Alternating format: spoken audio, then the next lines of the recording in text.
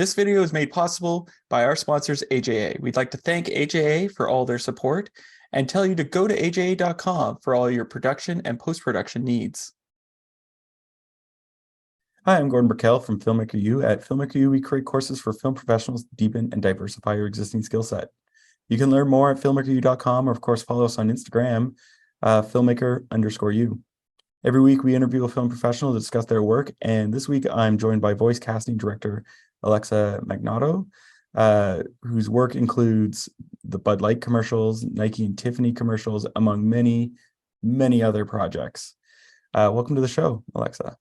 Thank you. Thanks for having me. I'm not going to lie, I was a little nervous doing the intro because you're like, as I started, I was like, oh man, she's probably like, oh, maybe this guy doesn't know what he's doing. No, you did a great job. Usually people mess up my last name or they'll call me Alex or Alexis. So honestly, 10 out of 10. Great job. Well, I'd love to know, how did you get started in the business? Oh, $1 million question. It was kind of a fluke. I had studied musical theater at school.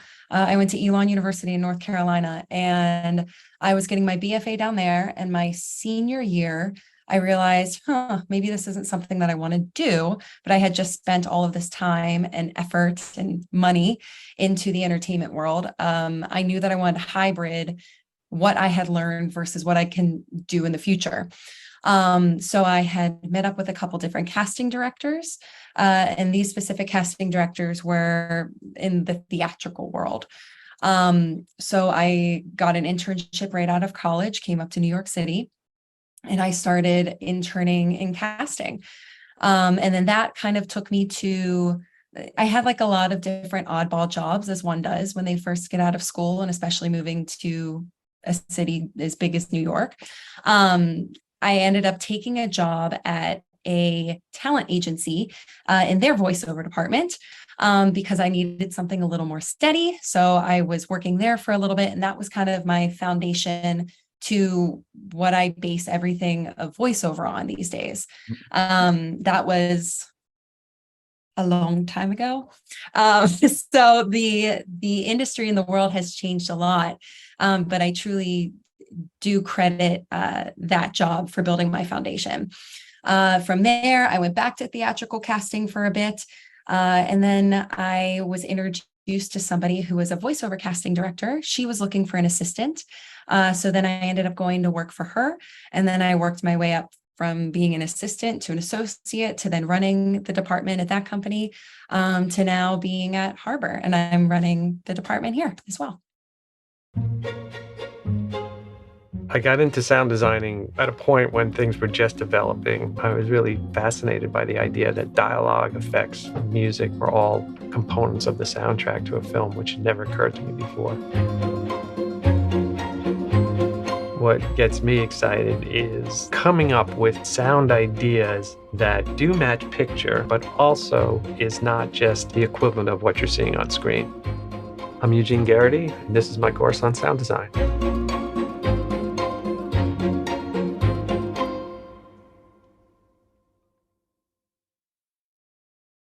Awesome. Now, I do have to ask, what is your go-to musical theater? Like, what's your favorite theater piece? Oh, okay. So my senior year, my thesis was on Funny Girl, the musical. And I don't know how much of a theater nerd you may or may not be, but I would say middle of the pack. Like, I go to a lot of musical theater, but I wouldn't, I'm not, I couldn't. Okay. Do you have you been following like how Funny Girl was just recently back on Broadway and everything? No, I haven't. Okay, so back and this is what was so interesting about it. I've just always loved that show. And the show ended up, it was going through like iterations and potentially coming back to Broadway back in 2012. And that was when I was working for the company that was potentially going to be casting it. And I was like, oh, this is my dream. Like, if I could even just get in the room with one of these people, or like be the third tree on the left, like this is my sign and I will do it.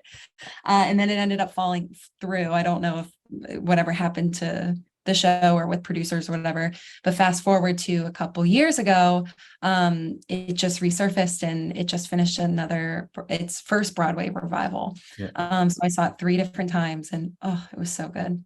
It's my favorite show. Amazing. Now, I have to ask though, because you did musical theater in your undergrad. Mhm. So like that seems like the perfect thing to have in your back pocket when doing voiceover. So like what are Mhm. some of the tools or tricks or things that you learned with that degree that you now use in your day-to-day life? Yeah, great question. I like to say within my job now versus what I had learned in the past is that I can speak actor, right? Because there are so many people that get into voiceover or they have a microphone and they're like, great, I hear I can make some extra money, which is totally cool and fine. But there's a world where you have to, just like anything else, you have to know your craft, you have to know your instrument. And there are different ways that you can touch on your actorisms, right? So that's one of the things that I like to do when I meet a voice actor, and we kind of get into the booth and we'll do some direction, and try different exercises to see what works and what doesn't, ultimately to get the best performance out of them. So how does one go about developing their voice for these types of skills or to become a career voiceover artist? Yeah. So specifically right now, my bread and butter and what I do, is commercial voiceover casting. Now, there are many different facets of voiceovers, right? There's commercial, there is, you can do audiobooks, you can do e-learning, you can do animation. Oh my gosh, that's like the biggest one that everybody wants to do. Uh, so what I always recommend people do is take classes, right? And take acting classes. Don't just take voiceover classes, take acting classes. Because when you find out what you specifically want to get good at, that's what you should hone in on first. Don't say, I'm going to be a promo voice actor, and then I'm going to do commercials, and then I'm going to do animation, and I'm going to do it all. You're spreading yourself way too thin. Pick one lane and get really, really good at it. And then you're going to be able to figure out what else you can do within that. Hmm. Now, I have a question, and it might be controversial, so we can cut this out if you want. Can't wait. But there is an interesting thing where they bring in well-known celebrities to do voiceovers for commercials, or they bring in, a famous person to do an animation voice. Mhm. And for me, at least, when I watch that stuff, I get a little frustrated, especially with like the animation, because part of the fun is getting lost with the characters in a sense. Like, Mhm. I don't know this person at all. And so Mhm. I get lost in the character. Whereas if it's a famous person, I'm like, oh, that's so and so. And you start to picture them and what have you. Like when you're working with clients, um, do you sort of, are you open to that? Or is it more you just work with like your primary clients? Well, within anything that we do in this industry, it's all about money, Mhm. right? Even though we are creatively developing something that is going to, I don't want to get caught in a Yeah. specific answer. You know what I mean? Because I love what I do. And it matters for what the client wants at the end of the day. So if a client has a specific budget and they're able to dig in and find a different voice that they're able to pay on a celebrity scale, great. I can definitely help them find that.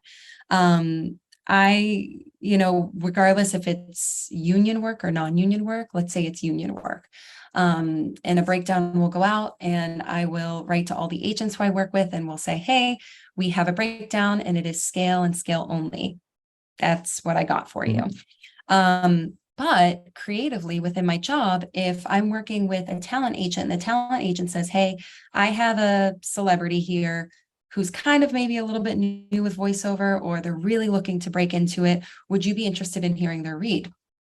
I would go, absolutely. Would they be okay doing it for X amount of dollars, or let's negotiate something? And if the read comes back to me and it's actually a very good take, I will then present it to the client and say, hey, look, I know that you had asked for this. Here's what I can give you. But just in case, here's somebody in the back pocket. This is what it would be offered. I can help negotiate. We can try that. So it's not like a dead end stop of no, you can only audition these people. But it's kind of like a hybrid of both.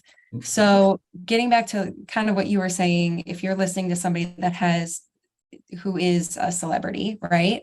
I think it just all has to deal with marketing, Yeah. because Well, then you're thinking of that celebrity and then you're thinking of, okay, this is what they do. And they're just different budgets for it.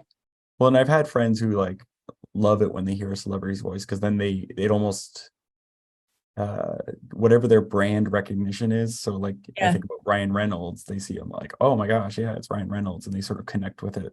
Right. So it's just always been interesting to me that there's that sort of, there's like the people who just do that, and then the celebrities come in.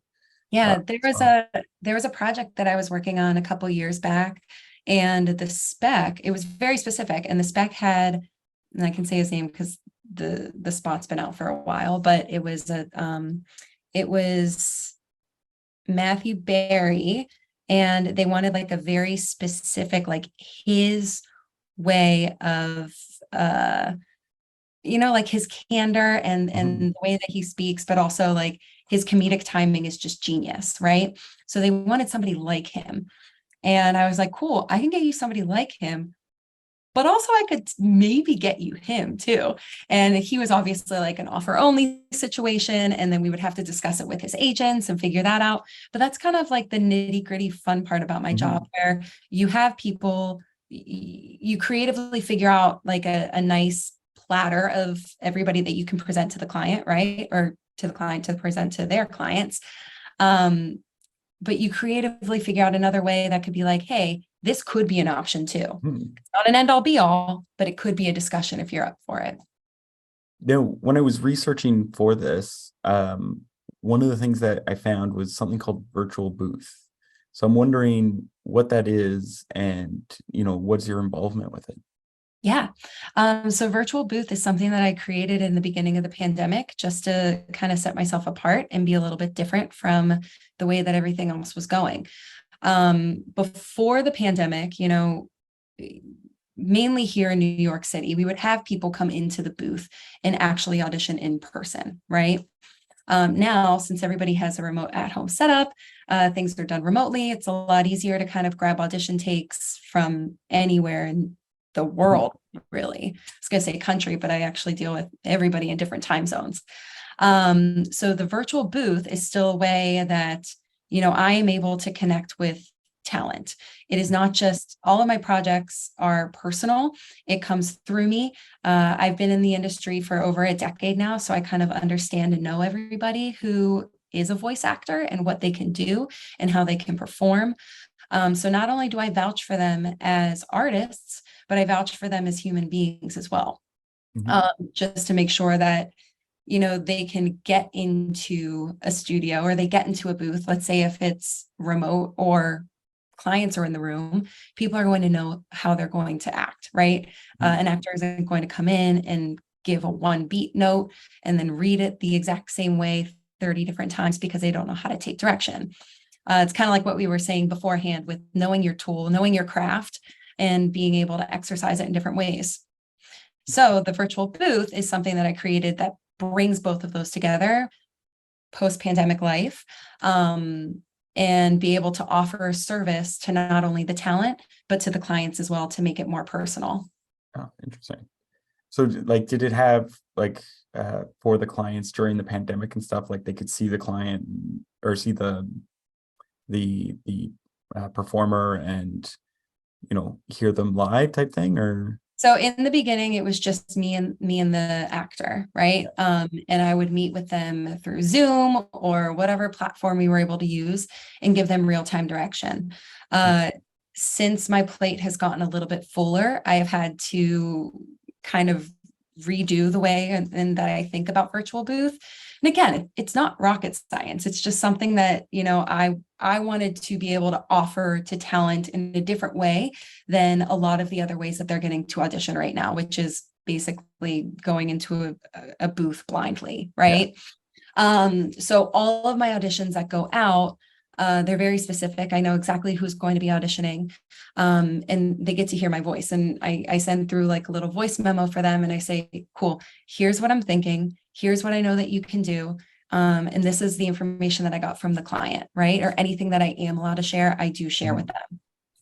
And then at the end of it, I do say that here's my email, here's my contact information. You're more than welcome to contact me to discuss. And almost everybody will respond to me and they'll say, hey, here are my takes, Alexa, would love your feedback on it. And I give them feedback, send it through, they send it to their agents, and then they give me their auditions. Now, we have a lot of young people who watch our show. So I'm wondering, for those who are wanting to get into voiceover work, what are some green flags and red flags that you see that they can, make sure they go with the green flags and ignore the red flags? Yeah. Man, it's tough right now because everybody's gotten into it or trying to get into it, right? I think let's start with the green flags. Mm-hmm. The green flags are welcome. It's a fabulous industry, and you gotta, just like anything else, you have to put in the work. You have to put in the work to make sure that you're being the best you can be. If anybody, everybody always says do your research, but if anybody's trying to sell you a very quick fix on how you can become a voice actor, that would be a red flag, right? So things to look for would be signing up for classes, but signing up for reputable classes. And if you are going to be spending your time and your money learning voiceover, make sure it is with people that not only you can network with, but also who have been in the industry and who have worked, right? Because there are a ton of people out there that are saying that, not saying they are, that they are instructing actors to do certain things. I actually just had a conversation with another actor about this last week, where we were discussing the difference between like different facets of the industry, right? And I made a comment on how I would sometimes get cold emails from actors during the weekends. And again, it's a part of my job, so totally fair. I said, but what makes somebody think that I want to hear my email go off on the weekend just for a cold email? I have to keep my email on just because if a client comes to me and they need an emergency situation, then that is it. But it just, for some reason, it gives me anxiety inside. And she goes, Alexa, there are people that are selling this information and saying, oh, well, you have to reach out to casting directors. You have to let them know who you are. So there is a world where I do understand that, but it's making sure that you're getting the right information from the right people. So like a ton of casting directors, they teach on the side. And that kind of gives you an understanding of what the business is, but also being able to network with them, which I think is really smart. And then also making sure that you have an at-home setup and finding those specific people that are able to help you get there, because everything is remote these days. Mm-hmm. So if you're not located in a big city like New York or LA, Chicago, Atlanta, making sure that you have a remote at-home setup is very, very important. But don't invest all of your money in it yet if you're not ready. Interesting. Now, I have to ask, because I worked in a sound place for a while and I loved working with the cartoons because they were the blast. What is a commercial or a cartoon or something you've worked on that you had just an absolute blast, like finding the voiceover talent, working with them, and sort of something that we can see if we look it up on YouTube or something? Well, if only we were talking maybe a couple weeks from now, because I signed an NDA on this project that we're working on right now, and it's so fun. It's really great, and it's something that I haven't done in a while, and it was more of like a character situation, which doesn't really leave you much for this interview right now, and I really apologize. Let's see. I always get really excited about the projects that stretch me mentally. And I know that this example probably isn't the most fun, but I worked on a project where a client came to me and it wasn't a commercial, but it was for like a podcast situation, and they needed 11 different languages.